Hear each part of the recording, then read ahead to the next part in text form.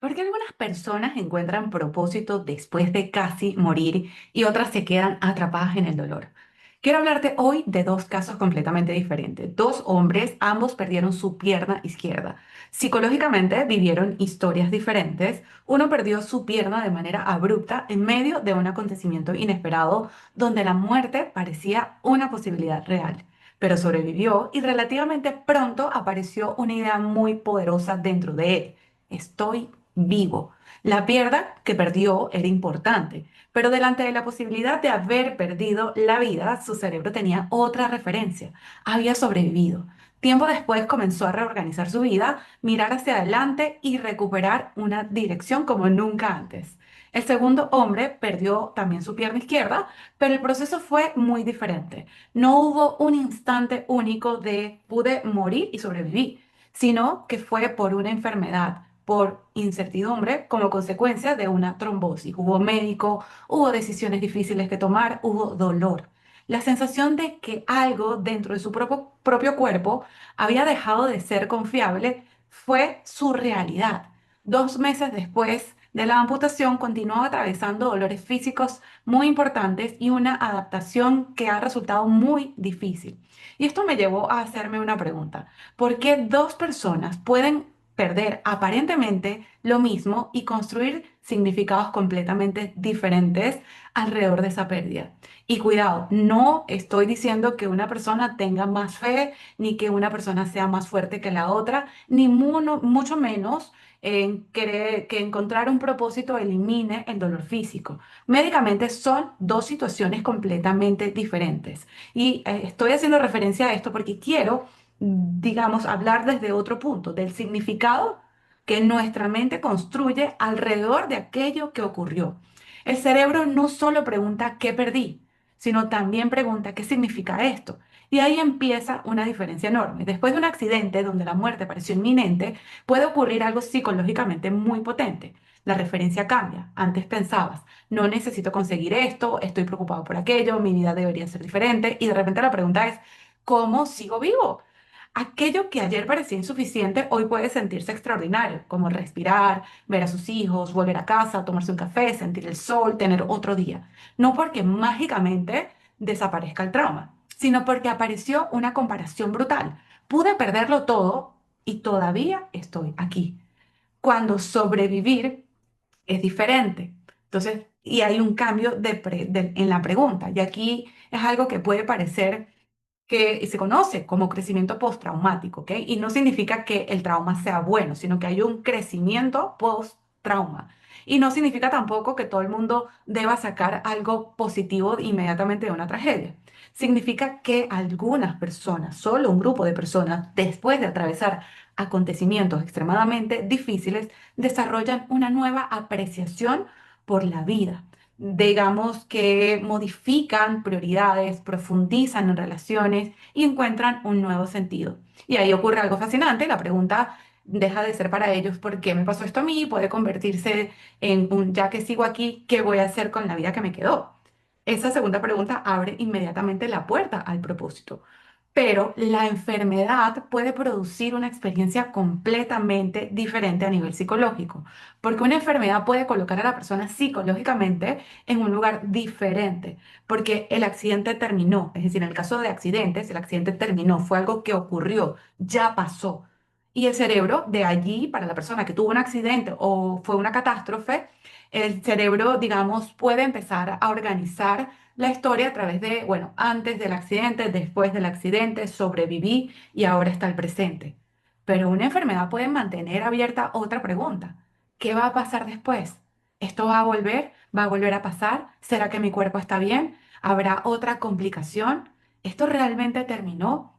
Entonces, no solamente la otra persona está atravesando una pérdida, puede seguir percibiendo una amenaza y esto es muchísimo más difícil para esa persona construir significado mientras una parte de todavía de esa persona sigue sintiendo que requiere, estamos sobreviviendo, o sea, que todavía puede existir una amenaza aunque no sea tangible.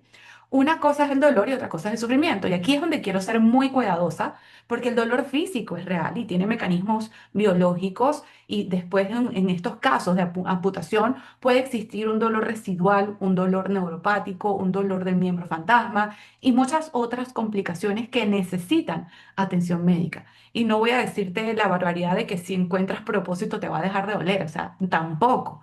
Pero existe otra dimensión que tenemos que tener en cuenta para los que estamos, digamos, viendo este tipo de situaciones y es preguntarnos qué historias que estamos construyendo alrededor de esos dolores que se presentan en la vida, porque una persona puede sentir mi vida terminó y otra puede sentir ante la misma situación mi vida cambió. Parece una diferencia pequeña, pero no lo es, porque una cosa es la frase mi vida terminó, cierra posibilidades y para la que piensa mi vida cambió, obliga a buscar una nueva forma de vivirla. Y el propósito no va a explicar por qué te pasó. Y esto también es importante tenerlo en cuenta porque encontrar propósito después de una tragedia no significa solamente decir Dios me quitó esto para enseñarme algo. Yo tendría demasiado cuidado con ese tipo de interpretaciones porque no necesitamos justificar cada tragedia para encontrar un significado después de ella. El propósito puede aparecer en una pregunta diferente. Es como, esto ocurrió, ¿qué voy a hacer con la persona que está viva en este momento, ¿no? Y ahí es donde recuperas agencia. No controlas lo que pasó, pero empiezas a recuperar responsabilidad sobre aquello que vas a hacer después. Y aquí está uno de los grandes problemas de quienes no hemos estado a punto de morir, gracias a Dios. Nosotros tenemos un lujo peligrosísimo, porque creemos que tenemos tiempo. Entonces postergamos, dejamos el después lo comienzo, o cuando tenga dinero, o cuando mis hijos crezcan, cuando esté realmente preparado, cuando tenga, me sienta más seguro de mí mismo, cuando deje de tener miedo. Y podemos pasar 20 años intentando evitar una vida bastante incómoda, sin preguntarnos si esa comodidad nos está costando precisamente nuestra vida.